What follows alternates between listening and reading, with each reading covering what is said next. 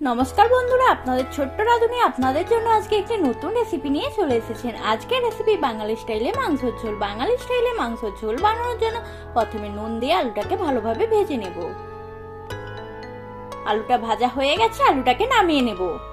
ওই তেলেই মশলা কষার জন্য পেঁয়াজটাকে কিছুক্ষণ ভেজে নেব।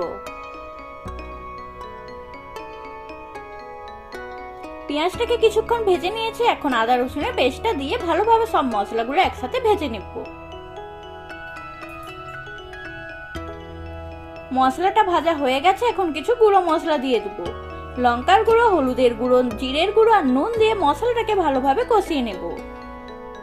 মশলাটা ভালোভাবে কষানো হয়ে গেছে, এখন ধুয়ে রাখা মাংসটা দিয়ে মাংসটা কিছুক্ষণ কষিয়ে নেব। মাংসটাকে কিছুক্ষণ কষিয়ে নিয়েছি, এখন ধনেপাতা কুচি আর টমেটো কুচি দিয়ে হালকা একটু নাড়াচাড়া করে ভেজে রাখা আলুগুলো দিয়ে ভালোভাবে কষিয়ে নেব।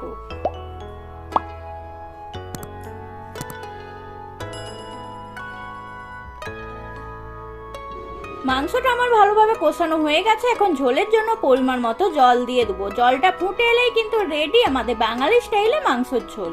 আর মাংসের ঝোলটা দেখতে যেমন সুন্দর, খেতেও কিন্তু তেমনই টেস্টি হয়েছে। আর তোমাদের আজকের রেসিপিটা কেমন লাগলো অবশ্যই জানিও। ভালো লাগলে like, share, comment and subscribe করো। দেখা হচ্ছে নতুন কোনো রেসিপি নিয়ে।